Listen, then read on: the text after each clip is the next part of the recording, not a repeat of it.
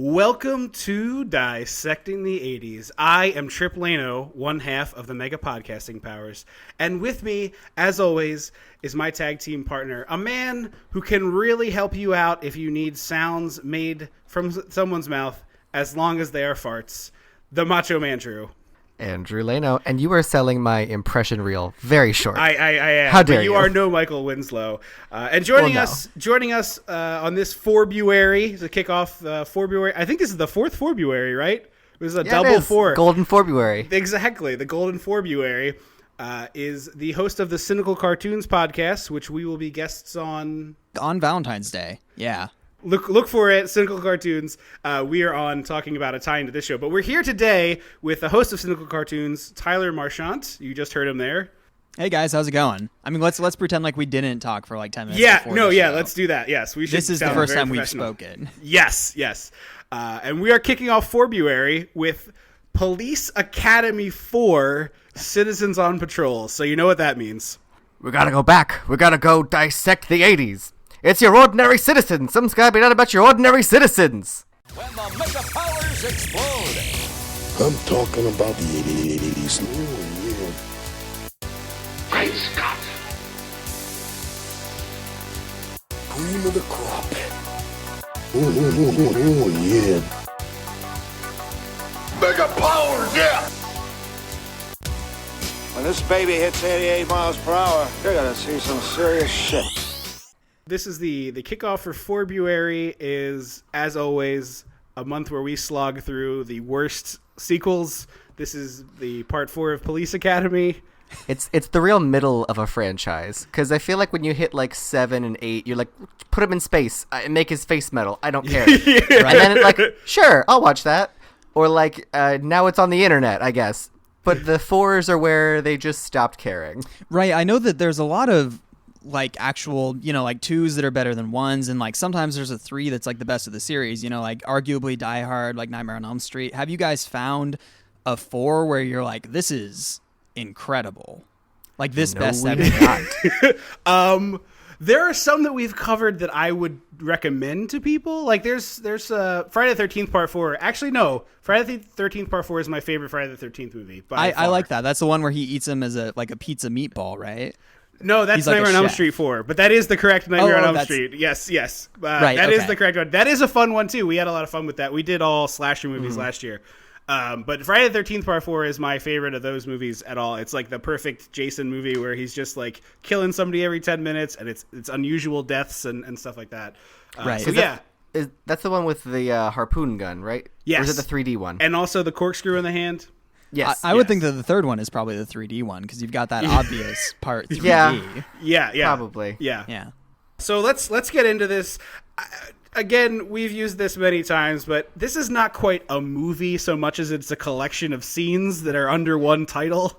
Yeah, my final note was, that was it? Not that I wanted more, but like, what happened? Yeah, exactly. We open with a theme song that's like tailored to the movie. It's not just a song that happens to coincide, which we don't do anymore, and part of me misses it, but also part of me doesn't. I kind of prefer the credits theme song, like the Will Smith raps at the end of all of his movies in the 90s and things like that. Like, that was really nice. Yeah. Yeah. Wild West. Yeah, I'm always down with an outro rap song. The Monster Squad has a great one. This is actually by the Fat Boys, who had like a very brief moment in the 80s where they were hot stuff. Right. Not a lasting rap group. There's no there's no entry in the Rock and Roll Hall of Fame for this one, but we go right from that to the Goot and Michael Winslow driving a car. Yes. And it's like very long to get to the point. It's like we start the movie and we're already in the territory of like, God, we have to do like a whole feature's worth of this stuff. What are we going to do? Now, I will say this is the first in the Police Academy franchise that I've seen. I had never seen any of 1 through 3, 5 through 12 or whatever the fuck it is. Has it always been this? Has it like degraded to this point, or has the series always been exactly what it is in this movie? So I've seen the first Police Academy at least a couple of times. It was one of those, it's on Comedy Central heavy rotation movies back in the 90s when Comedy Central was kind of fledgling. And I remember it being very gag oriented. There's a lot of like slapstick and a lot of Michael Winslow doing stupid sounds and stuff. Like I have a vivid memory of him doing one where he made a guy's shoe squeaky, and so this guy's trying to like walk away, and it's like or something like that. But they've never been like intelligent, highbrow comedy. They've always been pretty dumb. My problem with this might have not been a problem in the first one, but like it seems like it hangs out in a crazy world as opposed to like firmly living there, like a Mel Brooks movie or Airplane or Clue. That's like, no, this is the crazy world and it's always crazy, as opposed to just sort of like, we're here sometimes, we guess. You want rules for zaniness as opposed to occasional toe dips in the water of zaniness. Yes, like tell me what's gonna happen and I'll follow you there. But yeah, and I will say, first, need to publicly apologize to Tyler for making us, at least suggesting Police Academy as a universe that a person might want to wade into. And then also really glad that I caught you when you were watching this. We had some miscommunications on our recording, and you were like, I don't have time to watch 4 Police Academy movies. And I was like, oh my God, please don't watch 4 movies for this podcast. Like, that would be the worst thing I've ever done to another human being. Oh my God. Would have been like a waking nightmare to have to watch all 4 of them, I think. I don't know. I mean, they're yes. It's the weird thing about this is that it feels like the 4th entry in like a snobs versus slobs franchise. Like it feels like in the beginning they were like the underdogs you were supposed to like because they're fun and they like to party and stuff, and then now they're all just like old and lame, but they're still like, oh, we're like still anti-establishment, we like to party and stuff. And Yes. it's like, oh, this is kind of sad. Yeah, I would agree with that wholeheartedly. And the real bummer is they made 3 more of these, and there's every couple years or so it pops up. They're like, "Ooh, Police Academy 8." Like, who wants that? Who is that movie for? Like a reboot or like a continuation of the franchise with all the same characters? I have read it in both ways, where it's like, "Oh, Gutenberg will be back, and now he's like the chief of police," and then like Michael Winslow's tucked in there, and it's like, no, Right. let this die where it died already. I It's would like that weird watch Disney it Channel if Adventures in Babysitting. right. Yes. I would watch that show or movie or whatever it would be if they're all co-captains. That's what I want. I want 8 co-captains, and they all have to work together. And they've got so many recruits that they have to deal with, and it's like a bunch of David Spades running around. It'd be great. I would be wholeheartedly in for that as well, I think. Everyone can, I mean, okay, pause that. But it was like, oh, everyone can become a police officer. Now everyone can be the captain. Like, that just feels like the logical progression. But, okay, real quick, about that concept. Can't anyone already apply to be a police officer? Like, to go to the... Isn't that a thing that anyone Yes. can do that anyways? Okay. Yes. It's now harder to become a cop without a degree, but you can certainly apply. Like, they're just That's jobs. They're not... There's no... Right. There's no secret code. I believe the idea in this movie was that cops are too qualified. We need less qualified cops. So let's just like push people, fast track them into having the gun and the badge. Yeah, it was like the internship. It's also... Right.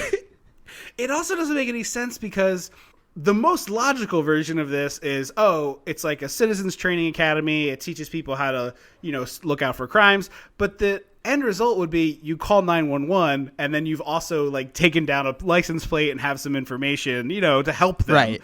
Instead of like, all right, grab your gun and go running in there because why not? You're a full-fledged police officer now, except you're an 80-year-old woman. It's like the worst version of body cams. Yes. Well, I guess that the lesson that we're learning then is just that, police responsibility doesn't make for a great comedy. Like, just a bunch of responsible cops would not be like a great comedy. They always have Nor to be does like it make a great drama, though. Right, yeah, that's true. The Responsible Policeman coming this fall to CBS. I may be wrong. I mean, Alex Murphy, RoboCop, was pretty responsible. He was a good dude, so... Yeah. He absolutely played only by the rules and by the book. Right. And RoboCop especially was just very straight edge. He was a straight man through and through. Yeah. No, you're absolutely correct. So this program is called Citizens on Patrol, as you might have guessed from, the title of the film. And the song at the beginning. Yeah, the theme song, if you were watching. Yes. Shortened to COP, C-O-P. And we're introduced to this initiative by their, I guess, captain. Leslie I'm not Nielsen? sure what. It's not Neil. It's Dollar Store Leslie No, Nielsen. yeah, Right. it's their Leslie Nielsen. It's Yes. nickel store Leslie Nielsen. Let's be fair. Five yes, and dime. that's true. Yeah. No, it's, and he's it's like the Spirit Halloween, like funny man from airplane comedy costume. And the gag here is like, oh, people who are in executive positions putt in their offices to practice golf, and this guy's so wacky, he's doing chip shots, but you'd have to be the most insane human being on earth. This is back to your point about, like, give me a universe, because he's just blasting golf balls off the wall in his office and hitting people and things. Yeah, I mean, it may be an intimidation tactic. It may just be how he operates with his officers. Keep them on their toes. Yeah, no, that's absolutely a possibility. He also hits a golf ball off the wall directly into Bobcat Goldthwait's mouth, which is how I we get out of cannot this. believe you friggin' made me watch another movie with Bobcat Goldthwait. I heard his voice and I was like, if this wasn't today, I would have texted you and been like, no, shut it down, pick a new one. I don't understand how you wouldn't know that he was in this franchise. Like, isn't this his most notorious role Yeah. as I- Zed in the Police Academy film? I don't think about Bobcat that much, to Right. be fair. I'm like Hercules, Bob's Burgers, and the other one we did. Oh, I mostly know Bobcat Goldthwait from the cartoon show, like White House Mouse or something like that. We talked about this once on a show before, and I looked it up, and I don't remember. But there was a show about mice and rats that lived in the White House, and it was. I remember probably- those toys. Yeah. It was probably like mildly intelligent political jokes that went over the head of me at age 7 or whatever. right. It's political cartoon status, though. It's not like it was like really great jokes. No, certainly not. It's for Saturday morning kids. So that brings up another point that I wanted to talk about with this movie.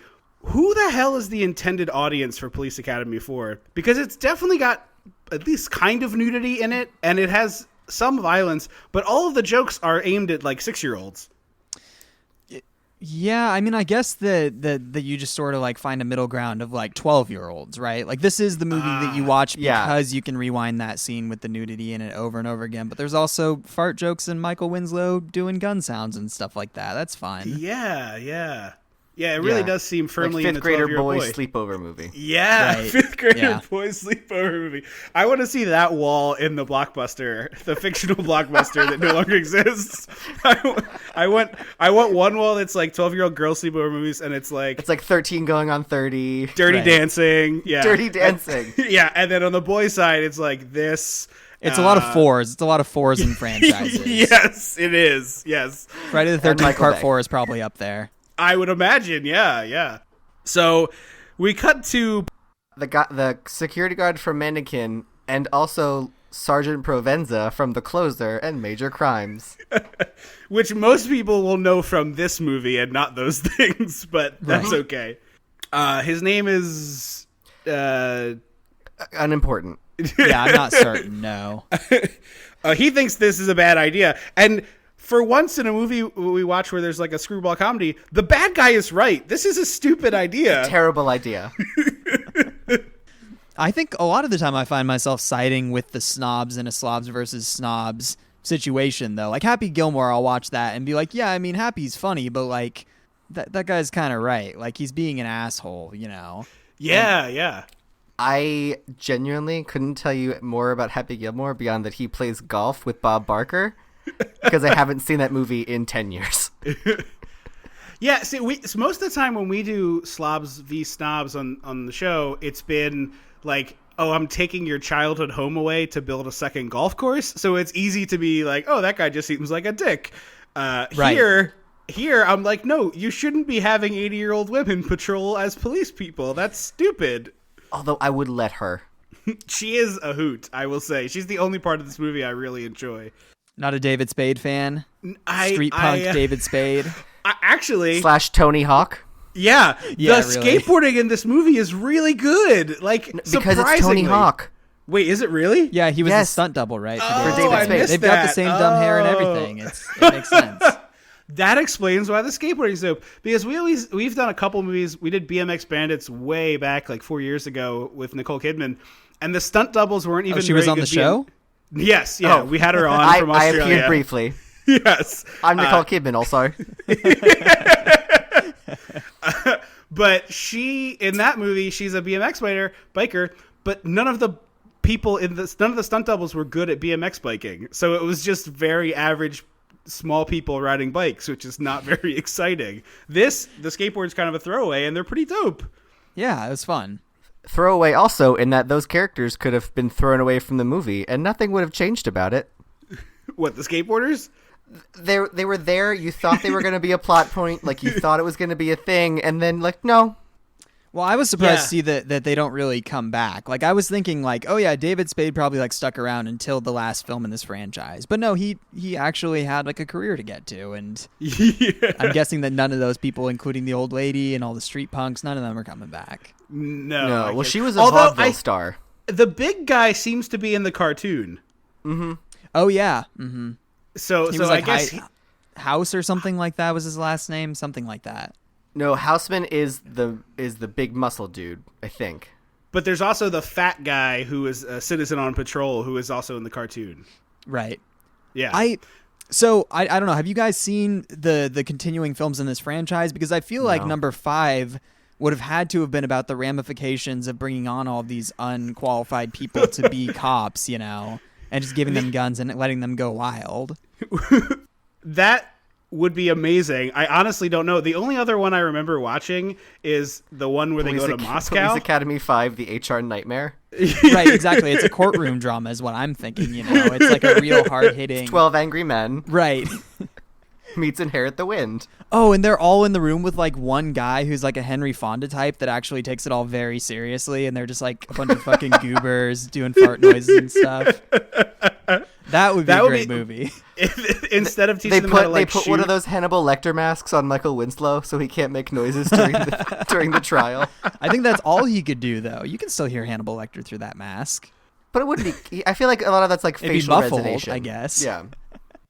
Number 5 is the one where they ship them down to Miami, and Steve Guttenberg couldn't make it. Like, he was busy filming 3 Men and a Baby, which probably paid a lot more. And so he Yeah. was like, I'll see y'all later. Maybe I'll catch you in Police Academy 6. Other than that, good luck to all of you. He did not, as far as I'm aware, appear in Police Academy 6 either, because why would you if you're Steve Guttenberg? But the only other one I really remember is the one where they go to Russia. Because even as Police Academy 7 is assignment Moscow or something like that, and I just remember being like, even as a youngin, I was like, you know, this really is stretching the believability of a police academy class. These don't feel like the most qualified candidates for this job. Yeah, it seems like you could find anyone else to do this. Well, it seems like a lot of 80s, you know, sequels to movies from the 80s at least end up going to Russia. You know, you've got, I don't know, Die Hard. That's a bad example because that was like 2011. But you've got Rocky going there. Probably like Yeah. Star Trek probably went to Russia. I don't know. The Golden Girls went to Russia during their show. Oh, wow. Actually, you just mentioned 2 Part 4 sequels that I also really enjoy. I don't know if they're the best, but... Quest for Spock. Yeah, no, Quest for Spock is 3. 4 is the one with the whales. Oh, I thought that was Quest for Spock. I don't know. My Star Trek knowledge is very lacking. Yeah, you really only need Star Trek, the one with the whales. That's the best movie in the whole bunch. It's the original crew. And Rocky 4 is a delight. I mean, it's trash, but it's the good kind. Wait, Rocky. No, never mind. I was like, isn't that Creed? And I was like, no, that's Rocky 5. Yeah. I think no, that's Rocky actually Rocky 6. Oh, Rocky yeah. It might be 7, yeah. Because I think actually- there's 1 through 5 and then Rocky Balboa and then Creed. So it's You 7. are correct. It is 7. We did That's this exact insane. conversation The once eighth- before. The 8th Rocky will have Russian people in it. They just posted a casting notice for Russian-speaking extras. Yes, there's actually a rumor that this is actually going to be Creed's son versus Fighting Drogo's son? Yeah, and if that's the Wow. case, we're going to have to do an emergency episode because That's incredible. I'm here for it. as some of you out there might remember, Creed is the one that made me weep like a baby on a plane. There was alcohol and altitude involved. That's never a good mix. Or it's But a yes. You're great crying mix. over. You're crying over Creed. I'm crying over Steel Magnolias, and it Yeah. just felt like the most iconic version of ourselves. It was 2 brothers having an ugly cry across a plane aisle. Look, his mom sent him Creed's shorts to fight in. It was an emotional moment. It was really special. Anyway, let's get back to Police Academy 4 because we have to. Bobcat has to go speak to a group of women at a poetry event to try to convince them to become the aforementioned citizens on patrol. And he gets all weepy listening to some poetry. And so he decides to respond in kind by quoting what sounds like something that was scrawled on a bathroom wall in a middle school. Yep, It ends with farted. I didn't write down anything else. it does. We also get my close friend and Trips, Mrs. Futterman from Gremlins, and Gremlins 2, the new batch. Yes. Wait, who was she in Gremlins? I don't remember that. She was like She the played- neighbor. The neighbor's wife, the nice lady. Oh wow. The guy that almost gets run over with the snowplow. Yes, Right. exactly. Okay. His Yes. wife. Okay. Yes. That's cool. Yeah. Lots of connections here. And then we cut to 3 of the police academians are related, and they're at home having dinner with their parents. And I really love that this movie took the time out to make sure the woman character only eats salad and green beans, while everybody else gets to have roast and dessert. No one mentions food in this scene except for her to be like, "Can you pass the salad? And can you pass the says green lettuce. beans?" Yeah. Oh, yeah. Lettuce. She specifically yes. says lettuce, and it's weird. Yeah. Like, hey, movie, fuck you. They gave her the pie at the end, though. Yeah, it had a little bit of salvation.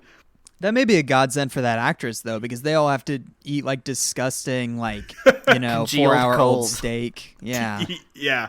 And then that turns into the dad and the son trading punches, which is just flabbergastingly weird.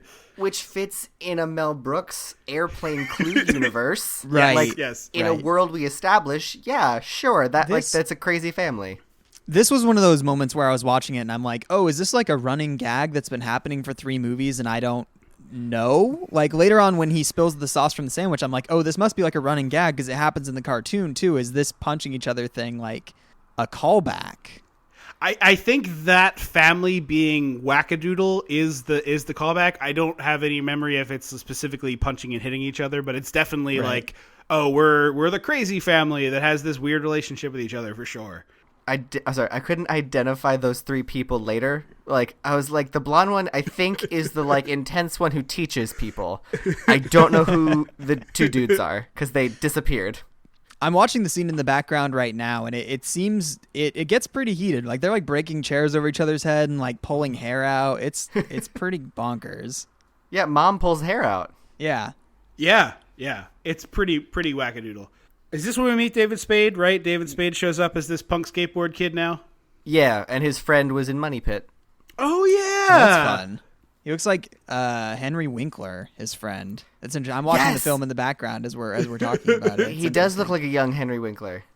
And they do the cool skateboarding thing that we talked about a little bit earlier, but knowing now that it's Tony Hawk, I somehow missed that on Wikipedia earlier, makes it make so much more sense because obviously it's Tony Hawk. He's the greatest skateboarder ever, probably. I'm assuming. I don't He's really the know one anything who's about got video skateboarding. games.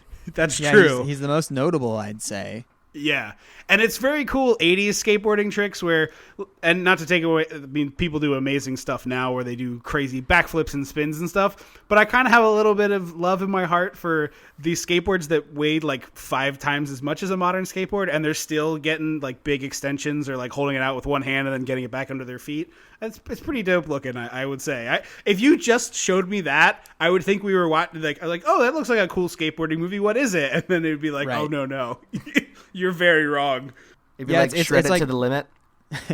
It's definitely like guerrilla skateboarding. Like it's pretty vert, I guess, if I know my skateboarding terminology from Tony Hawk's Pro Skater. They're doing a lot of like, it's kind of like parkour-ish. Yeah, which is weird. I think actually this is street skating, although they do a lot of aerial maneuvers, which is not normally street skating. So it's, I guess, a weird hodgepodge. My skating knowledge comes from Clueless, so There's I am not a helpless. half pipe to be seen. Yeah. And then he starts skateboarding through a mall, which is kind of amazing and one of those things That you always looks like wish you could Disney do. World. Yeah, I think it might it's- be the Mall of America. Oh, is it? I have no idea. I'm saying I think it might be. Right. Where are they supposed to be? I don't know where these films are located. I honestly have Is no it like idea. Anytown, USA, or is it a specific place? They never once mention anything about where they are. It's obviously a big city of some type, but it doesn't say specifically in this movie where the hell they are. So going back to not watching all 4 of the movies, it's always interesting to see how these later movies handle being part 4 of a series, because this one kind of makes you have to watch 3 other movies to understand what's going on beyond, like, you know, the plot of this movie is set in motion by only this movie, but all the character relationship stuff, there's no like quick recap of what's going on. It's just all I definitely felt like I needed like a recap video. You know, I had to like read the Wikipedia article, which was a pain. I want previously on. Right, and you couldn't do that back in the 80s. There wasn't, I guess you could buy like you just have to watch the movies, like. Right. I'm just surprised the movie didn't, because I feel like the slasher movies started doing that.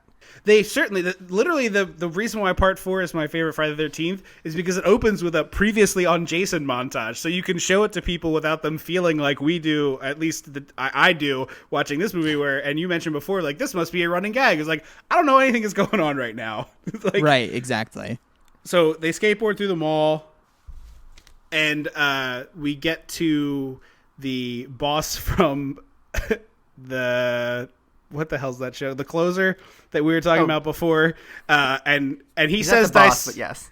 And he says dissecting in a line of dialogue, which has only happened like one other time on the show. I don't remember that. Yeah, he says it real quick that they need to start dissecting something like as a plan, not as a frog.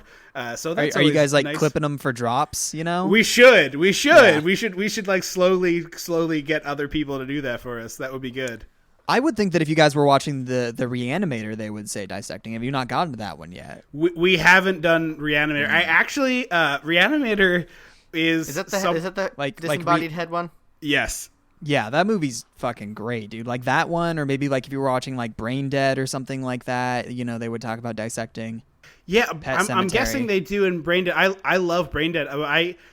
There's like a couple of movies, and every year in October I try to check off stuff that I haven't seen. Andrew and I both really like horror movies, and Reanimator is one of those ones that the VHS box scared me so much as a kid that I have this like I'm about to be 31 years old, and then part of me is like, I don't know if you can handle that, and it's obviously it's ridiculous, but it's like one of these movies that's been on this like secret shelf, and I'm like, one day I'll get there, but I'm not quite ready for it emotionally. So I Right. know of Reanimator and I've seen clips, but I've never actually watched it because when I was 7 I saw the box and I was like, oh no, that's not Yeah, for this guy. It's very much in the same vein for me as like Evil Dead or Brain Dead or like American Werewolf in London or something. So it's goofy and really fun and campy. I love that movie. It's great. I appreciate that. I will add that to the list for this Yeah. Halloween season. Cool. So anyway, we get this enormous show of force from the police to stop what is like 4 or 5 skateboarders causing a little bit of a ruckus. It is 2. It's 2 skateboarders. It's David Spade and his friend. And like they get a bunch of cops to show up, and there's a helicopter, and the SWAT team's called in. I mean, they go to 11 over 2 kids being dickheads in a mall, which I can tell you from experience is not how they handle 2 kids being dickheads in a mall. They just have a rent-a-cop escort you out. I've seen it. I've been there. Well, But, have like- you ever seen dickheads this extreme though? Like they're doing That's- some pretty sick tricks. That is true. This is extreme dickheadery. I will say they weren't doing that in the mall. David Spade was pushed into the judge in the mall. He was. He wasn't like they weren't like he was just happened to be on a skateboard in the mall, which is a minor minimum dick move. Yeah. So they end up leaping over a cop car, which looks kind of awesome, actually. And then I thought they were gonna do the like jump and Dukes of Hazzard over the car while the skateboards continued underneath. that would have been really awesome, actually. I don't know if physics makes that possible, but it is a movie, so Yeah, who but cares? strings make that possible. Yeah, no, yeah. And then they end up hopping a fence, and the jerk cop, he gets stuck, of course, and can't get over the top of the fence. Meanwhile, the guy who works at this place that has a giant fence in front of it just casually opens the gate and shuts it like it's no big deal, and he sees people stuck on the top of the fence every day. Yeah, I mean, this is the Police Academy universe. I'd certainly believe that if they got stuck at the top of fences every day. Like, I could imagine it being Bobcat up there, just, like, stuck and hanging off, like, the scruff of his neck or something. Yeah, or like the back, like the back loop of his pants buckle or his Right, belt loops, right. and just like. Yeah. So then we have the courtroom scene where these two young people get sentenced, and David Spade is wearing a really cool tie. I think it's like supposed to be film strips. Oh, it does look like a film strip, yeah. Do you think that was from David Spade's personal collection? I don't know if David Spade has ever owned a tie. He seems like the guy that goes on the talk show in his sweatpants. The Adam Sandler crew. Yeah. He is a part of that. He strikes me as a wacky tie guy. I mean, I will throw shade and say, what talk show has he been on lately? Yeah, that's fair. Does Rob Schneider have a talk show? Kevin James? As soon as it happens, on whatever he will be whatever on channel aired the Man Show probably gave him a talk show. Spike TV, is that still around? That's it. Spike TV. I'm imagining the Rob Schneider talk show, and David Spade is the like Andy on Conan role, but he's just like there in his sweatpants with a bowl of popcorn, and it's like the gag being like, we just can't get him to leave, so he lives here, and it's not really a gag, it's just the truth. Like Spade just sleeps on that couch. Yeah, that's the universe I'm creating. And there's gotcha dancers. Alan Cover is the band leader, and like nobody, like sometimes people recognize him, like, oh, that's Adam Sandler's friend, and most of the time you're just like, why does this guy suck so much at guitar? Why is he here? This is like a job for a talented musician. Yeah, no, we're gonna get sued so hard by the Sandler crew. Oh yeah, well, they're real litigious. I don't know if you guys have heard the Adam Sandcast. I have extensively researched his work. Did you do? I did all Overboard? of it. Yeah, okay, I did so Overboard. You saw Overboard? Oh man, we did an episode on that, and it was that. No, I think it's Going Overboard. Yeah, it's Going Overboard. Going Overboard. Overboard is Goldie Hawn. We do this all the time. Yeah, yes, it was Going Overboard. Yeah. That also is a movie that's just a collection of random sketches that someone had in a crappy notebook that got coffee spilled on it, much like this. Right.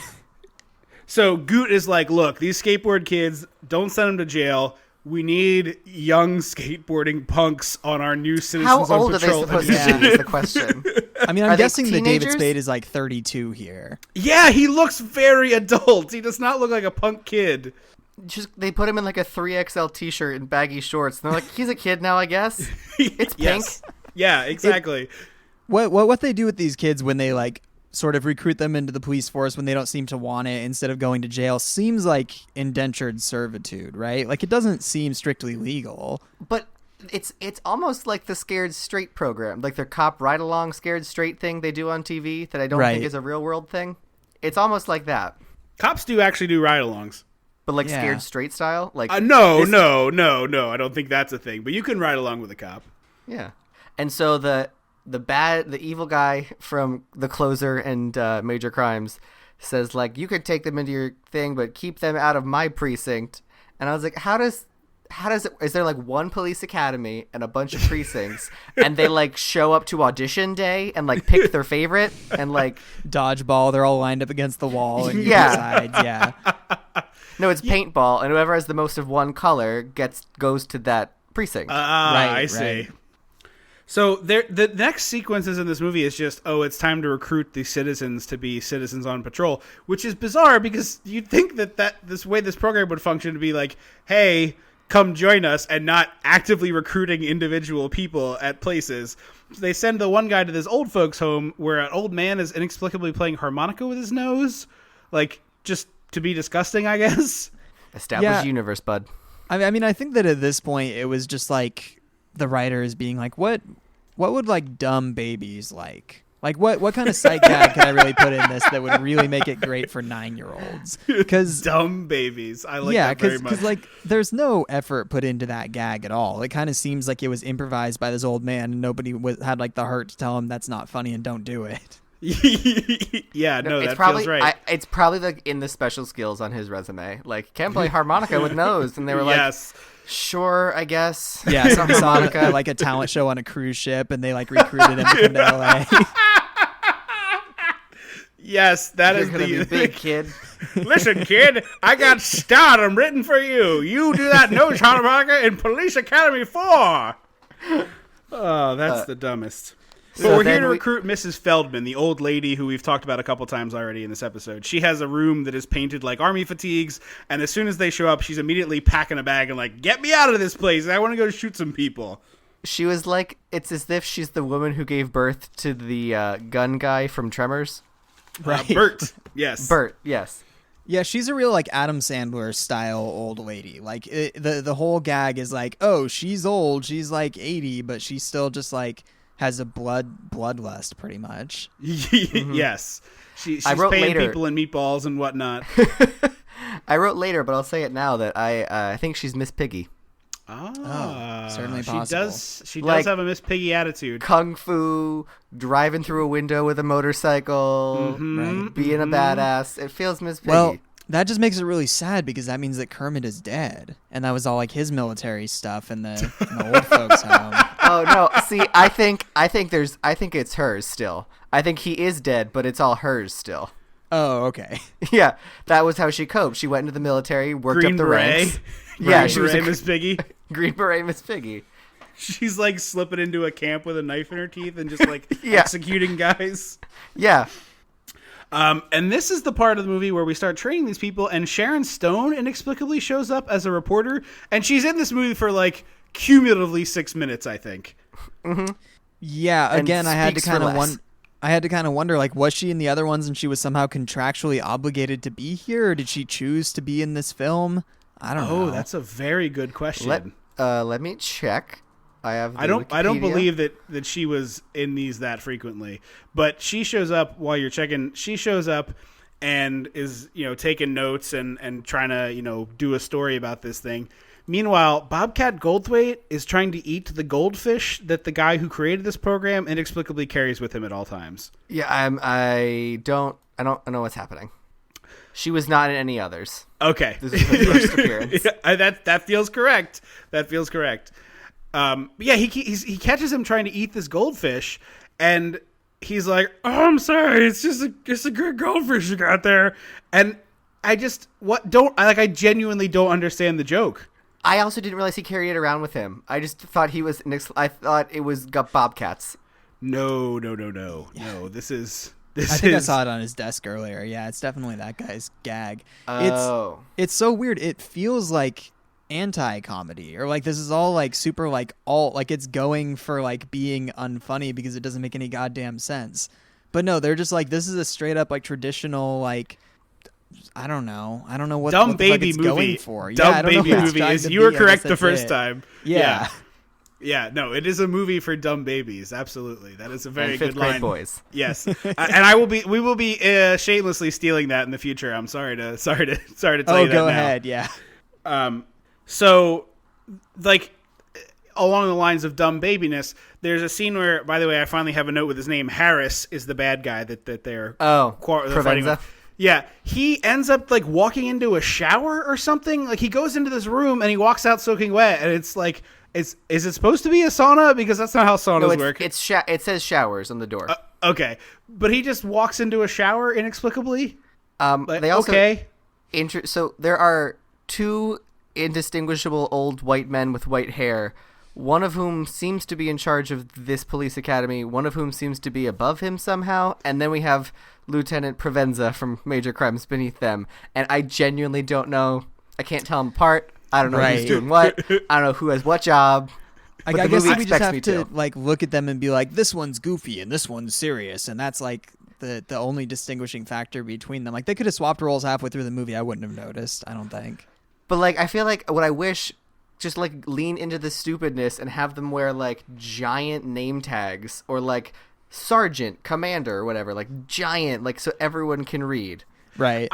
I think it's one of those situations where the people who were making this movie were like, oh, everyone knows that a sergeant has 3 vertical stripes on their left arm and a captain has 5, or whatever the case may be. And no one actually knows that information. Right. But they just assume that everyone in the audience can just like read the police insignia and be like, oh, it's that guy, of course. Right, it's assumed familiarity, I think, with this franchise. Like, they assume that we've all seen the animated series and the live-action TV series and all of the other films, and that we know who these people are. They definitely needed, like, a recap, or for them all to walk into the room and be like, hi, Goots, hi, whatever, hi, Bobcat. Like, we needed names here. Yes, I'd have absolutely. IMDb open all the time on this movie. So did I. And the other thing, too, is, like, this is in an era where the movies being able to be watched at home is not that like it's starting to be very prevalent, but it's not ubiquitous. So there's a very real possibility that someone walked into this movie not having seen all 3 previous films, and they're just like, whatever, deal with it, idiot. You shouldn't have come to this. Right. I'm just imagining the modern day approach of, whenever you go see a franchise film, they have like a big long marathon at the theater. Like, imagine that with this series. Like, you go see 7 and they're like, we're playing all 7 Police Academy films. Get here. It's going to be a 12-hour event. 2 days later, the theater shuts down. Yeah, exactly. The health department condemns it for being detrimental to human existence. Like, you're done. I would think enough people would see that ironically. They'd be like, oh, this sounds like my own personal torment. It's like midnight showings in the room, Yeah. They do that every weekend. They go see all the Police Academy films. Yeah, I honestly, you would get more out of watching The Room than watching this. This particular Police Academy movie is such a train wreck. And along lines we keep bringing up, there's just scenes that go nowhere and do nothing. Right before this, we get out of this scene where we're explaining what this cop program is, what we're doing. The guy Harris is like, hey, this dog can't be here as part of this academy. And so Sharon Stone just offers to take this guy's dog for 2 weeks as if he's not like a human being with a home. Like, the instructors have to live at police academy training too. Like, Maybe it's like camp counselor rules. Yeah. Like, what are we doing? How is that the universe you're creating? Also, that's not a canine unit dog? No. Yeah. No. It's a just German his pet. Shepherd. Right, but it's just his pet that he happened to bring to work that day. It could just be a very loose working environment. Like, I just came home from the Department of Licensing. I was getting my plates changed over today, and they had like 6 pet birds in there.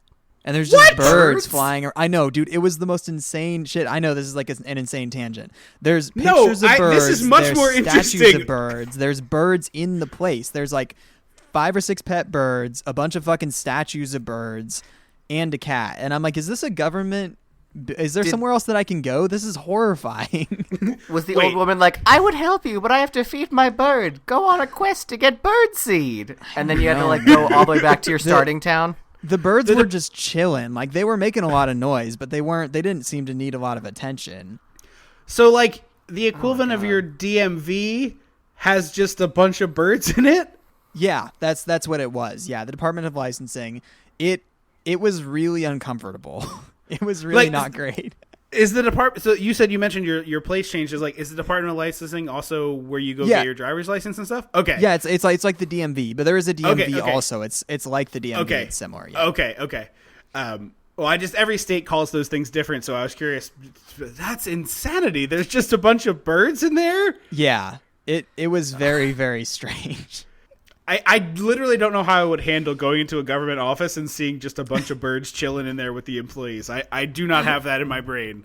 Well, I was trying not to crack up about it because I was like tweeting about it and like making jokes and taking pictures of the statues and stuff. And when they handed me my license plate, I know this is going to sound like bullshit.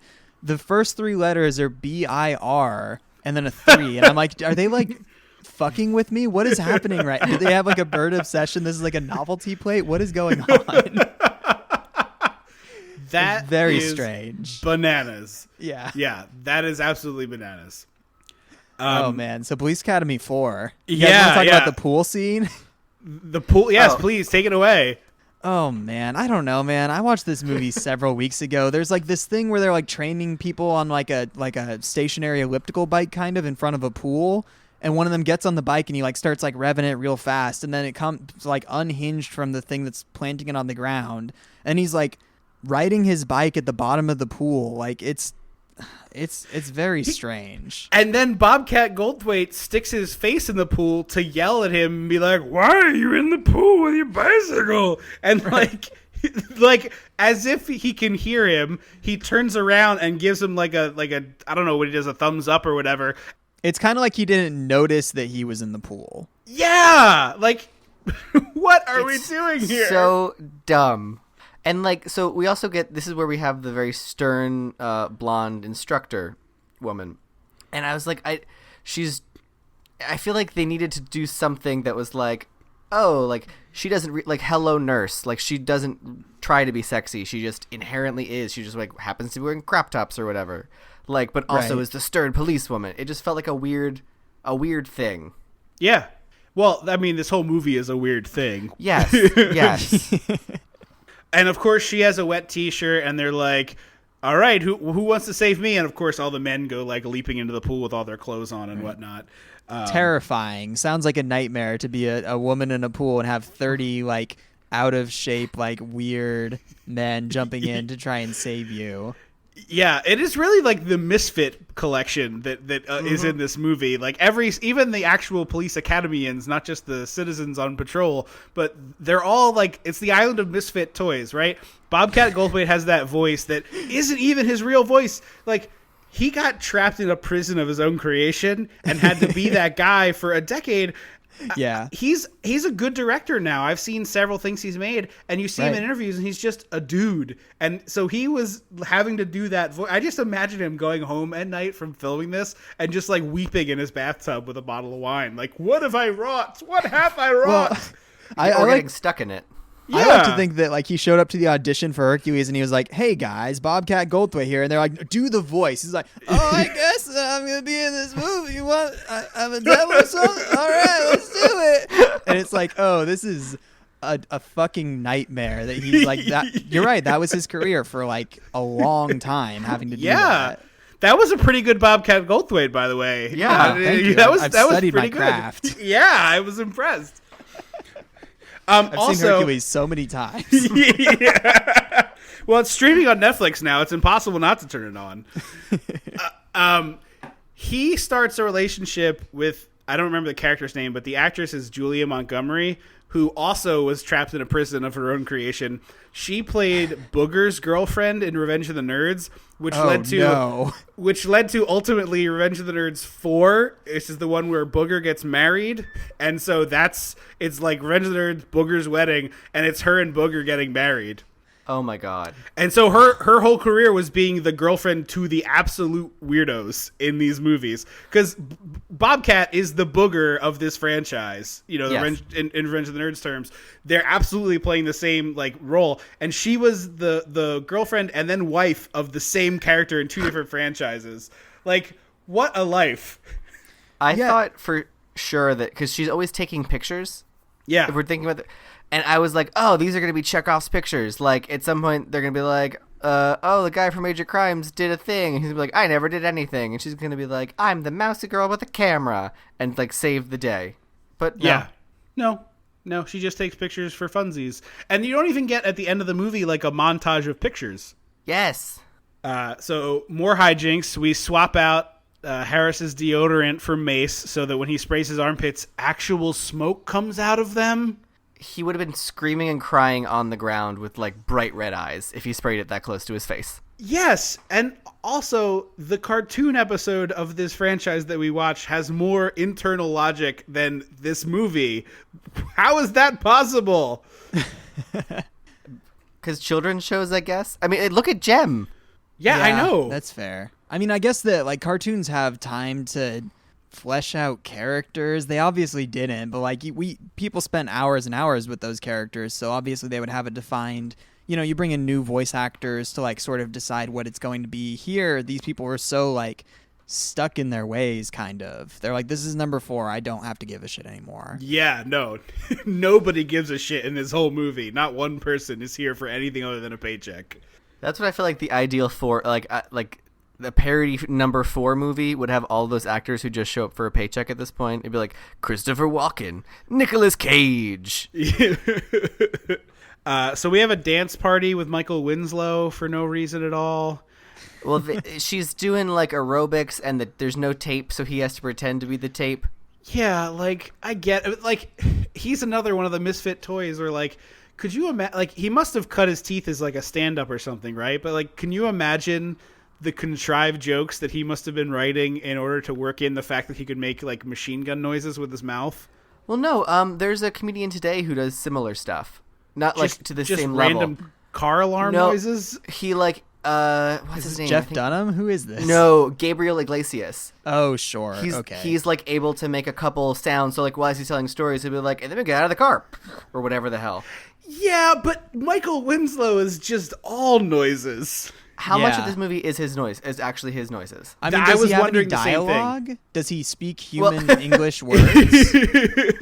He does a couple times. Very Okay. few actual words. It's mostly like a noise. But you're right.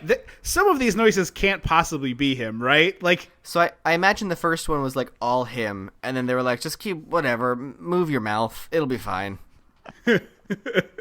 we'll cover it in post. Don't worry about it. Right. We got it in post, buddy. He figured out that it looks like he's making car noises when he says like apples and peanut butter, apples and peanut butter. Yeah. So that's what he's doing on set. He just went to a drag queen and was like, how do I lip sync this? And they were like, I don't know, this probably.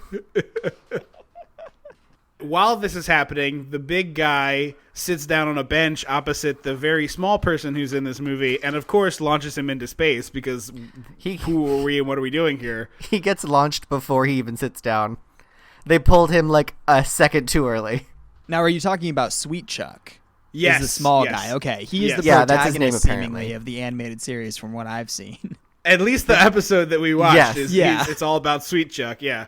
And then we get some more it's just there's the middle chunk of this movie is just 3 minutes of hijinks that just slightly switches who and what is involved. So we get the dance party, and then we have a scene where Harris is giving a tutorial on how to put an oxygen mask on someone. So they swap it out for a helium tank, and Right. Which Oh, feels by like the some way- kind of crime. yeah, well, Maybe. it's kind of poisoning, I guess. That's I right. mean- Like, is it poisoning? Yeah. Well, by the middle chunk of the movie, do you mean the middle hour and 25 out of hour and 27 minutes? Because it's all hijinks. There's some credits, I guess, where there's no hijinks happening. There's a song where there's no hijinks happening. Okay, you are correct. I feel like the first like 20 minutes or so is hijinks centered around, hey, we're gonna start this initiative, and This then the middle, internship.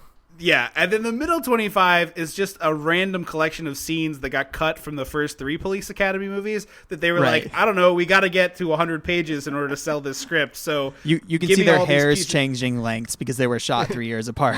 Yes, exactly. And they were just like, just put these in here and it'll be fine and we'll just get on with it. It's a police academy. It's the 4th police academy. Who is this for? I don't know if you know, but Anchorman actually has an entire film that they made out of deleted scenes. Really? I'm I not haven't talking seen about that. Anchorman 2. Yeah, it's called Wake Up Ron Burgundy. It's incredible. That's crazy. Yeah. I heard legendarily those Apatow movies just shoot and shoot and shoot and shoot and shoot. And so there's just gobs and gobs of footage. So that's not surprising, but I did not know that that they had actually done it. But I've Right. heard it's just hours and hours of footage on every one of those movies. The cool guys get yelled at a bunch, and then Yeah, it feels like someone was like, oh, well, we have to establish that we're going to establish that they're the bad boys, and then they're going to come around and be great cops. yeah. And then they forgot to write that. Well, Right. the other thing too would have been like, oh, we need someone to use a skateboard to catch the bad guy, like some contrived situation, which would be that, like, you know, Chekhov's skateboard, right? Like that's what I Right. was expecting this to end with. Oh my God, it's a bank robbery, and they're running down these alleys, and our cars can't get after him. And then David Spade's like, "I got you," and he starts like, you know, Tony Hawking his Marty way to the- McFlying. Yeah, like- Jumps off the top of a building and does like a triple whatever what's that? McFlurry? Triple McFlip or something. Yeah, triple McFlurry. the triple Lindy from Back to School. But yeah, So like I that's, don't know. Yeah. You would think that there would be like something that the grandma can do that nobody else can do, but no, that's not really Yes. an element of this film. yeah. Or like, so at the end, the bigger guy who also shows up in the cartoon series ends up jumping into the river to save someone. But what would have made that really cool was if he was earlier. And then like, oh, there is a girl, like Yes. that's why Oh. he's here. So you're asking for arcs and character development in this film. I think it's too much to ask. That's just a line. It's just a smattering Set of up dots. some payoffs. I think you need to have 3 touch points to make an arc. I think that would just be a line, but I would settle for the line. I would just any through line in this movie would be fine with me. My kind of bar. Right. It's like a Pollock painting. It's ridiculous. So then they have a really great gag where Harris gets sent to a gay bar and gets hit on. My kind of bar. It solves nothing in the plot. All it is like, haha, aren't gay people unusual? Like, cool, thanks, movie. But also, like, what is when he's obviously gonna find out that you didn't send him to a salad Right. bar. So what happens when he comes back and is angry? Like, what happens then? Movie. There's no repercussions for anything. Yeah, That's not a prank. I mean, he kind of gets assaulted a little bit. I think that's what they were going for, that he would just be like stuck in this situation. And I guess, I mean, they're not allowed to leave when they try and leave. It's a very uncomfortable situation, like the definition of gay panic in the 80s. Like, Yes. I watched it and I was like, Yes. oh, I get it, why people would be homophobic But it if this is wasn't- what movies are like, you know? Yeah. It wasn't even like it was the like lightest level of assault they could do between two Right. dudes in a movie. He was like, "We're gonna dance together. We're gonna tango," and I was like, "What? What is happening? Yeah. Why is that the go-to?" This is probably like. I mean, we've watched a lot of movies at this point. This is one of the worst depictions of gay people in anything that we've watched. and it's the shortest. It's less than a minute, and it's 30 still seconds really long. shitty. Yeah. Yeah, I mean, It should have been like a big old drag queen stopping them from leaving. right. Yeah, do the scene from Adventures. No one gets off Damn the it! stage without lip Damn syncing. it! It should have been Adventures Babysitting. Damn it! It should have been, yes, the scene from Adventures of Babysitting, but as a drag bar. That would have been fucking spectacular. Right. I'm like loving that idea. Nobody gets off the stage without. It's like RuPaul, like Yeah, young RuPaul. Like no one gets off the stage without lip syncing to Gloria Gaynor. And then Yeah, that would have been funny at least. The basketball scene does seem like it's like B-roll that they recorded during lunch break, you know? And they were like, Yes. the movie's not long enough. It's only an hour, 18 minutes. Let's just like toss this shit in there. Like, I'm not even sure they have coverage. They're just like unedited shots of them playing basketball without a lot of jokes in it. you know, Yeah, like it literally looks like Steve Gutenberg went, "Hey, I can do that thing where I like go underneath my leg and do a layup. Do you want to shoot that?" And they were like, "Yeah, all right." And then the guy who plays Hightower is like legitimately 6'6", and he's like, "Yeah, I could dunk." And then he dunks, and they got a breakaway backboard, and they're like, "All right, that's a good day, guys. Wrap it up, everybody." they dressed Bobcat up like Brad Yeah. from Goonies. Yeah, I did it's- love the part where he dunked on the board and like the ball got stuck in the concrete under him, though. That was a pretty funny gag. Yeah. I'm like, there was a couple of gags in the movie that are actually okay. It's just the fact that there's absolutely nothing stringing them together that makes this such a chore. Right. And then Gutenberg is able to walk over to a construction site with a giant crane, like 15 stories in the air. What is the radius of this crane? This crane is at least 12 to 15 stories up, and Gutenberg just goes and whispers to this guy, picks up the radio, and he's like, "Hey, Silvio, I need some help." And it's like, from Silvio's POV, it's like, "Who are you on my radio? You're not my foreman. I am not going to just string up a porta potty for your benefit." But he does, and they lift this guy in a porta potty, and apparently are close enough to a baseball stadium that they can just drop him into this baseball game and then lift the top off the porta potty and leave him there mid poop. Which has to be a crime. Like, that is 100% an assault of some Well, kind. I mean, it's a bunch of crimes. They didn't get permission from the baseball team to be there either. Right. I would say that most of the Yeah. the pranks in movies like this are probably crimes. Like, you don't watch Porky's and you're like, yeah, this is strictly legal, you know? But the worst part, these are the cops. Right. though. That's what makes it horrible. That's the worst part. Yeah, Porky's is at least dumb kids. Right, exactly. Like, I'll never watch that movie Let's Be Cops or whatever it's called, because it's like, oh, like cops, like people. I don't know. It's like people like dressing up like cops and going around like pranking people by pretending to be cops, and it's like, this is A huge felony. this Yeah. seems fucked up.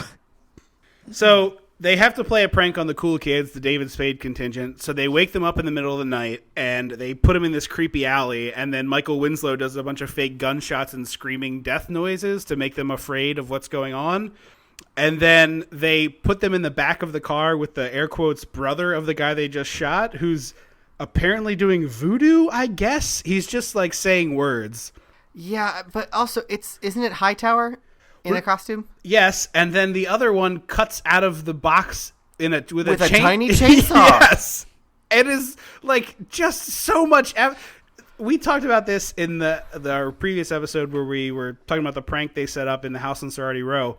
Could you imagine? Not a prank! But this is super not a prank. But also the amount of pre-planning that had to go into this. Like, okay, we take him to the alley, then we do fake gunshots, then we Right. put a body in a box and put it in the van, then we get another guy, dress him up like a voodoo guy, put him in the van, then dude in the box, tiny chainsaw, cuts his way out. Like, it's so much work for Yeah, the what payoff? costuming and props department at this police precinct is really on point. Their theater department is killer. You should see their version of West Side Story. Oh Right. my god. Oh, but Wicked? Oh, perfection. I heard they're doing Book of Mormon. Great. Steve Gutenberg is Elphaba. Elphaba. Oh man. I would pay a couple dollars to see that. Yeah, I would stream it online for free. I'd probably watch like 5 minutes and be like, all right, that's enough of that. So we get more swooning with Bobcat Goldthwait and Laura. Then she definitely has a mullet, which you can't tell until she lets her Mousy hair girl, down. I call her. Yeah. And then they somehow now they do a version of what I said was an acceptable prank, wherein instead of putting marker around his megaphone so it gets marker around his mouth, they use super glue, which takes it from like dumb but harmless to you just glued this man's face to a megaphone. Except most commercial super glues come off with acetone. They're not actually impervious and super glue like everyone says. Well, yeah, but do you want to pour acetone over your mouth? I don't. do you want to have a plastic thing on your face? I mean, Like these, if your options are breathe acetone for a couple minutes or be stuck with a plastic ring on your mouth, I don't like know. a Kylie Jenner challenge. He Right. kind of he kind of has like the first ever duck face. Maybe he was just ahead of his time. Oh man.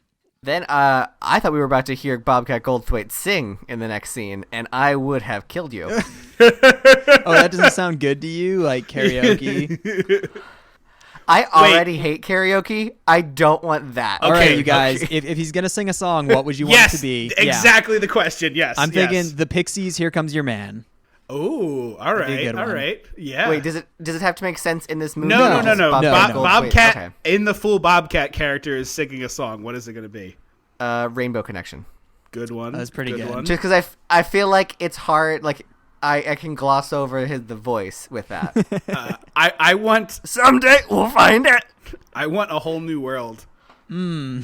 Both parts. That would be Or do you want incredible. like? Or do you It's- want it's- like it's two Gilbert Bobcats. Gottfried? Yes, exactly. It's Bobcat doing both parts, recorded duet, singing Right. with himself. Oh. I was thinking Bobcat and Gilbert Gottfried, Oh, that there would we be go. okay. which also would be acceptable. Yeah. Yeah, he was in that Bo- movie too. Bo- Weirdly. He was. Yeah, yeah. Bobcat and Godfrey sing the Disney love duets. Oh wow. Kiss the girl. I'm not gonna I would- go for it, but tale as old as time. It'd be pretty Yeah, good. yeah. You have the best of the three of us. You have to try. No. I did it once and it was good. I don't want to. I don't want to do it again and have it be Quit bad. while you're ahead. I respect that. I respect that. Going out on Yeah. top. Yeah, yeah. No, I could see. Or like, I want to be like you. That's not a love song, but just like getting a classic Disney one on the record. Okay, I can see that yeah, one. Yeah. Okay. Minor pause. We got almost as good a version of "I Want to Be Like You" in that Jon Favreau directed Jungle Book, which I watched on Netflix recently. Where I don't know if you've seen this, but Christopher My Walken. least favorite part of the movie. Christopher Walken sings "I Want to Be Like You," the King Louis song. So it's like, "Give me the power, a man's red flower," and like Yeah. that's the whole thing. It is That- utter insanity in a That one really is really expensive fun. movie. Yeah, I did not. I hate that part. I did not super care for. I mean, I liked Bill Murray in the movie well enough. I didn't care for him singing. It was very like No. lazy, sort of. He's like, I'm just Bill Murray. This is I- singing? Question mark. What I liked about that though was it felt natural. It felt like, oh, this is Oh. just a diegetic moment. It's not like a big produced number. It was just like we're just lazily singing, like floating down the river singing a song. Sure. But then, because I Want to Be Like You is like the only fully produced number in the movie. Right. Like what's her face isn't ASMR singing "Trust in Me." That's fair. Yeah, I really just missed "We're Your Friends." That's like my favorite song from that movie, and nobody cares for it apparently because Oh, it didn't yeah. make the cut. The one with the vultures. It's a good song. Oh, It's like a Beatles I was- ripoff thing. Yeah. I genuinely was struggling to place what you're talking about. Yeah. All right. Anyway, back to Police Academy, a much worse movie than the new Jungle Book. Right. everybody at the international police meeting where the guy went to now has pet goldfish and are like absolutely in love with this man, which really says a lot about the intelligence of the international community in this movie, because this man But is like barely functional. We are getting a really great gag where he'll say something and then all the interpreters have to one by one tell the person. And so we get this really great delayed ripple reaction to jokes and everything with applause and laughter. Right. So we go back to America after that brief interlude overseas to be like, hey, let's check in with the captain, to Mrs. Feldman seeing some illegal activity and calling it in, which is good because I expected her to just start shooting people. I thought she was gonna pull a like Joker in original Batman pistol out of her purse. Yes. Like her like Mary Poppins purse, and just be like, ba-bam, ba-bam. But it turns out when everyone shows up, she pulls a radio out and tells everybody to come help. And then it turns out, oops, you screwed up a giant multi-year police investigation that was bringing down some sort of smuggling ring selling televisions. I don't know what it was. I thought it was going to be a misunderstanding. Like, Right. he's actually like, it's donation items for the poor or something. Yeah, I don't know. I Yeah, mean, I feel like they're constantly screwing up multi-year police investigations, right? Like that's like their modus operandi at whatever this police Yeah. headquarters is called. Yeah, no, that seems to be all they ever do here. So the foreign contingent with their goldfish, well, not with their goldfish, but they arrive in the States to see this program that this guy's been talking up. Mm-hmm. And so Proctor, the guy who we talked about earlier, spilling stuff on himself, he gets tricked by a bunch of people in the jail into playing Simon Says, and then they use that to steal his gun and put him in the jail cell and then break out of jail in front of Harris. And also multiply his gun. Yes. Somehow Somehow there's everyone gets a gun. Yes, there's like 30 guns in this jail cell suddenly. So Feldman sees all these guys running out of the prison, and she's like, "Oh my God, there's been a jailbreak! Quick, we have to do this." And then we get our third collection of just mishmash scenes where these guys are so horny to do more crime that the moment they get out of prison, they're immediately robbing banks. They don't even go home to like see their family or get a burrito. It's like, oh Right. no, I have to rob a bank right now. Well, Burrito would probably be my number one. It's also fantastic because they're all like cartoon characters running out. It's like a cowboy guy and like probably like a samurai, you know. Yes, ninjas, literal But ninjas. thank God, And because I wouldn't have been able to tell anyone apart. I was like, Right. oh, I get it. It's the Jets and the Sharks. Like, I get it. I get it. Yeah, and it's good. They're probably all going off to commit crimes based on what they're dressed as, you know. It's pretty Video game. close. I need video game rules. Right. And like comic book. This is a ninja level. Yeah, like everyone looks like this. This is the crime they're committing. It's a pun. They could have been setting up for the video game spin-off. I'm certain that happened at some point with Police Academy. Yeah, the like Super Nintendo. They waited a while. It was like a Super Nintendo game. Right.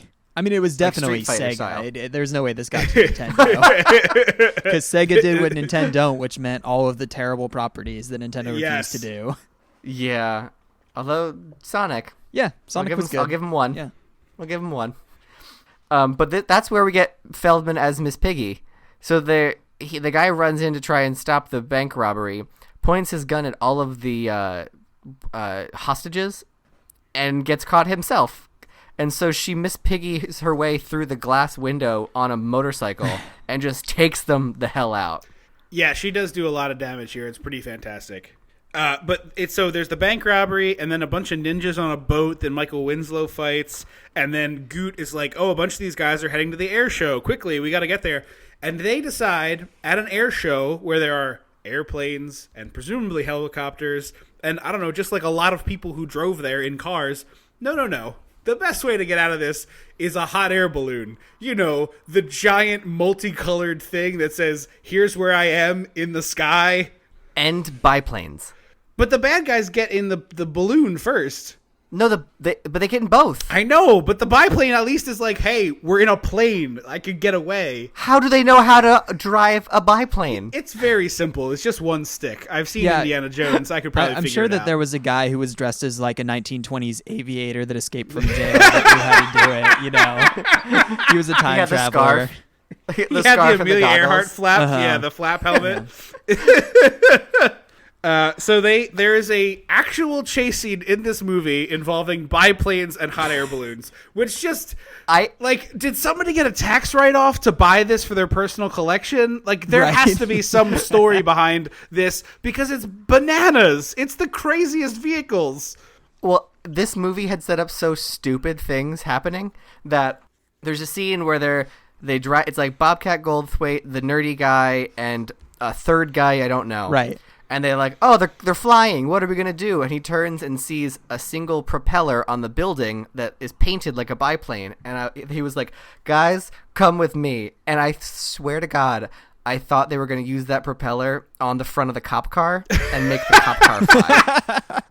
That would have been awesome. That would have been an instant recommendation. An instant recommendation. I was like, that's what's going to happen. Right, it would have been like that part in RoboCop 3 where like you're like, this movie sucks, and at the end he's like, fucking jetpack, and you're like, oh, this is awesome, but this movie still sucks. Never mind, Sorry, Fred movie. Decker. I like you again. Yeah.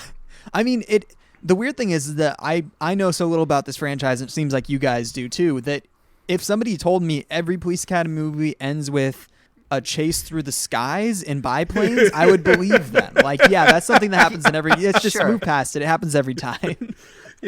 Oh, this is just the classic biplane chase. It's a Police Academy Right. movie. Right. It's like when Monty not Python a gets Police broken Academy up by the without cops it. in the middle of a sketch, you know? It's like Yeah, just a yeah. surreal thing that happens. So anyway, Steve Guttenberg, Sharon Stone can fly a plane, and then Steve Guttenberg jumps off the plane onto another one, and then Right. they land in a river, and they have to save Captain Harris, and then No, Captain Harris shoots down his Captain Harris's lackey shoots down their own balloon. right, and then another guy jumps on top of a different balloon that the bad guys are in, Yeah. and then And it is inexplicably there's a the rope. fakest. It is the fakest studio shots I've ever seen on a film.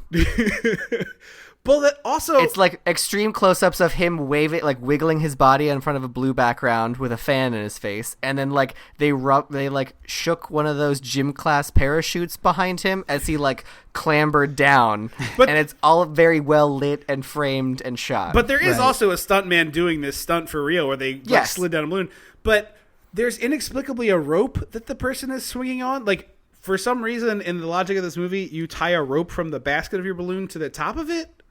I don't know how hot air balloons work. That's the thing. You could do that. I don't know how they work. That could be accurate.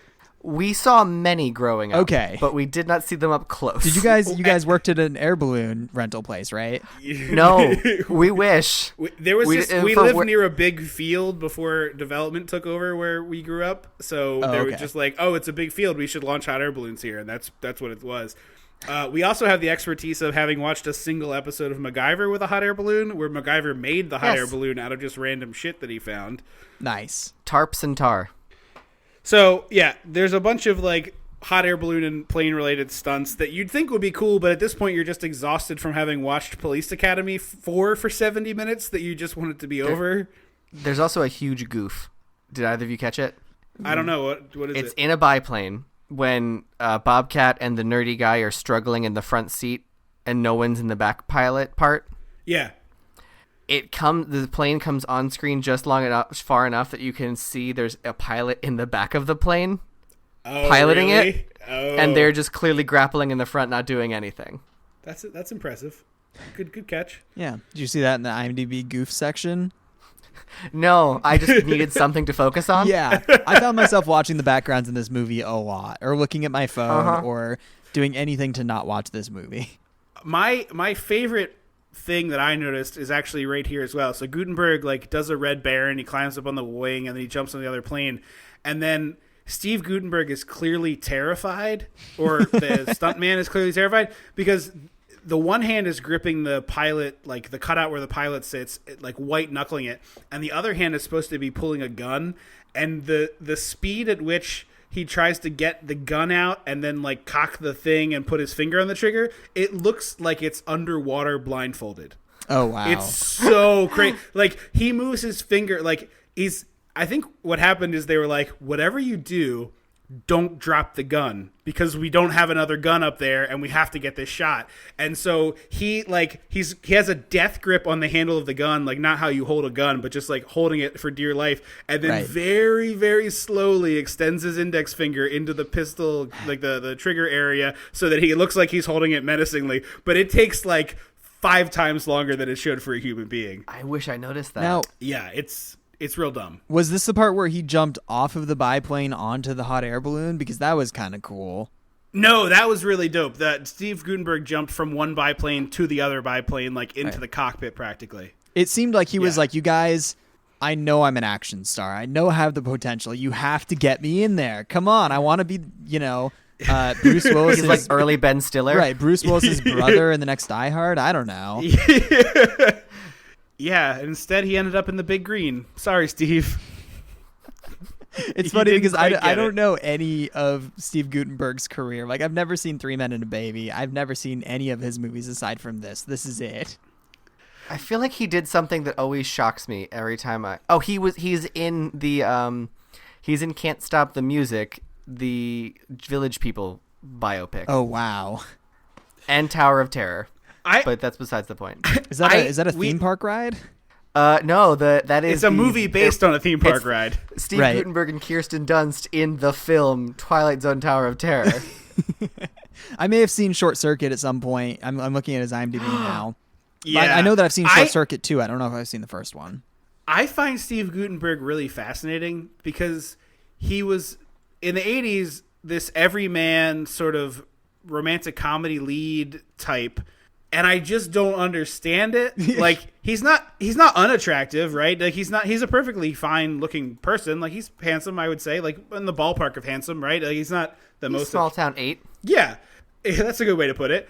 But inexplicably, he had this crazy career as like a really in-demand leading man. He's not that good of an actor, and he's not that good looking. But Right. inexplicably, like just he must be like one of the most charming people you'll ever meet, because clearly I would believe that. he was just charming people in the room and getting all these amazing roles. Like we've seen probably 3 or 4 Gutenberg movies at this point on the show. Right. We did Short Circuit. We did not Haunted Honeymoon. Yeah, that's what it's called. This movie. High Spirits. High Spirits, this one. Right. And he's always this like everyman, charming lead guy, always with an attractive woman, like Sharon Stone, and in the other one it was what was the dead woman? Daryl Hannah. Daryl Hannah. Oh, It's nice. always he's really attractive. Yeah. And it's like, why him? Well, like we just never understand it. Okay, I'm looking at his IMDb right now. You guys are gonna really love this. I want to see. Okay. I want to see some of his most recent stuff more than his older stuff.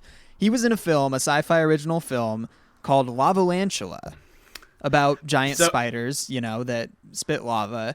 He was also they spit lava. Yeah, he was also in the sequel to Lava to Lantula.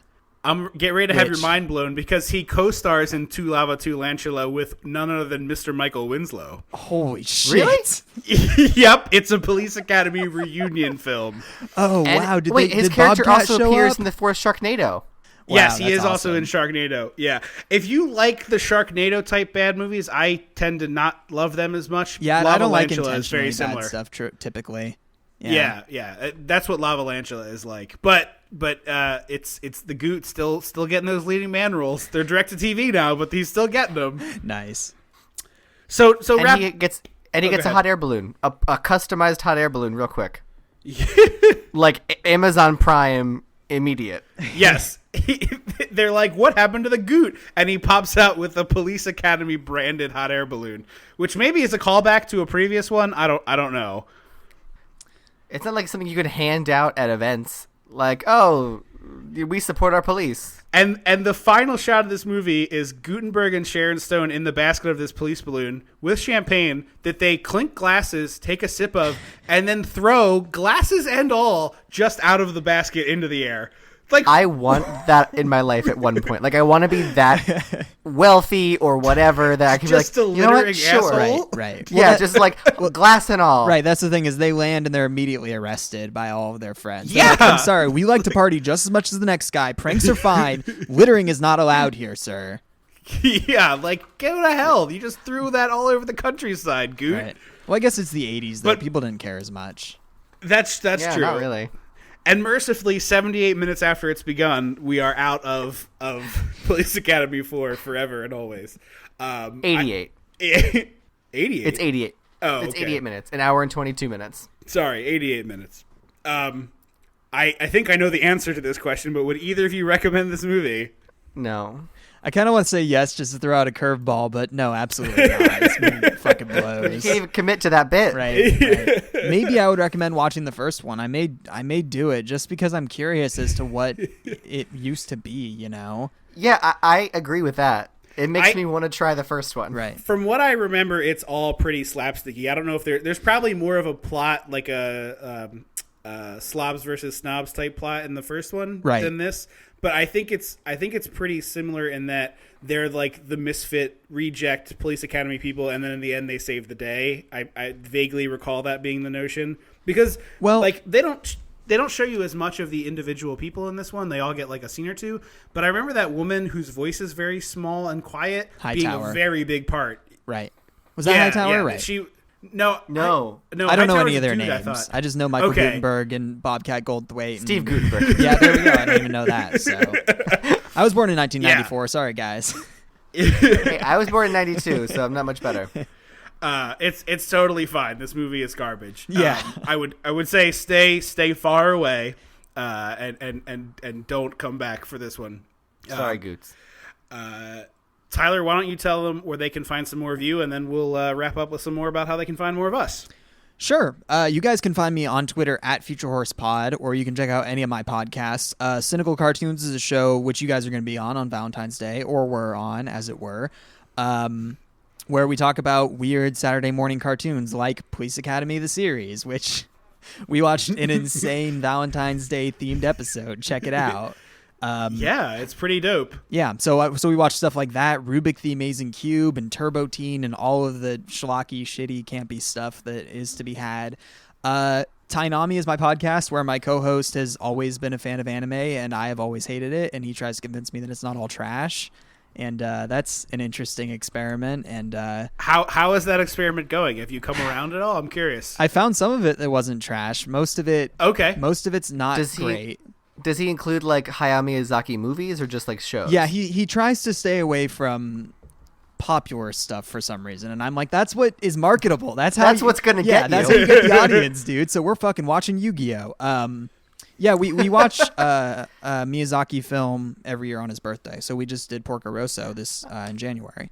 Okay. Yeah, so that's fun. And then Unfortunate Associates should be coming back anytime now. That's my podcast about a series of unfortunate events, which, you know, Netflix. Oh, you're a fan. I loved those books. Dude. I loved the first Dude, series. I'm so excited. You got to come on, man. We talked to Daniel Handler, Lemony Snicket last year. Shut the hell up. Yeah, we interviewed some of the That's people from the amazing. show.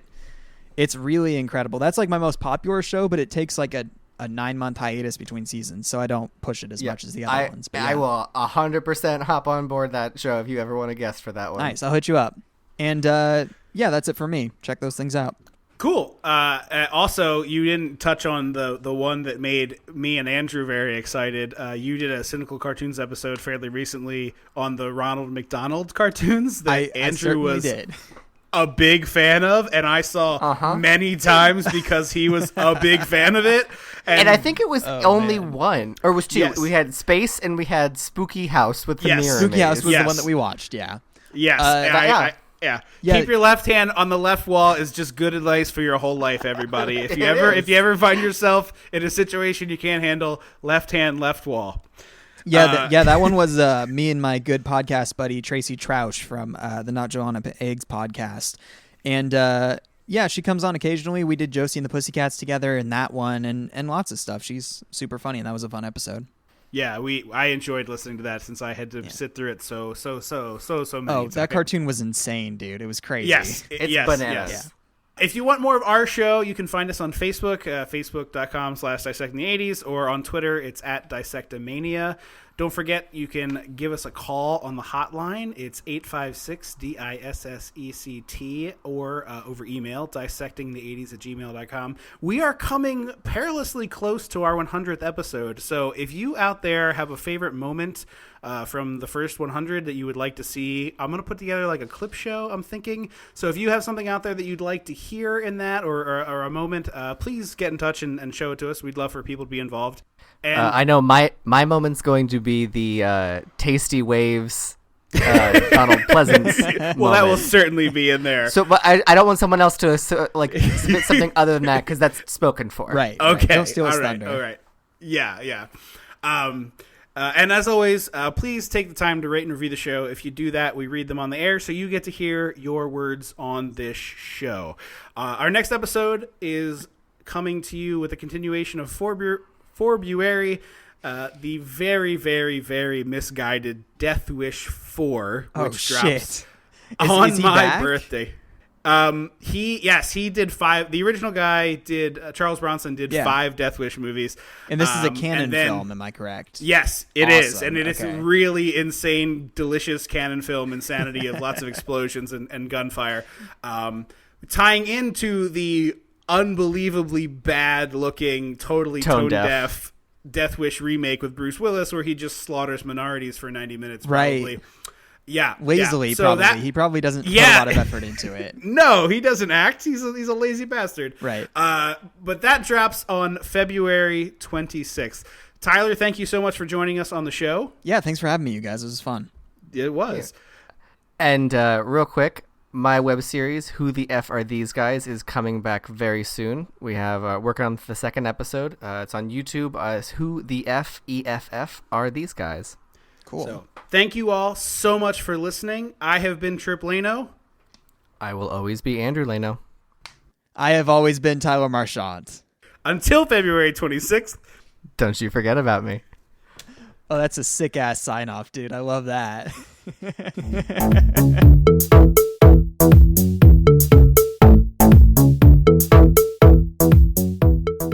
Dissecting the 80s is a Chum Some of This production.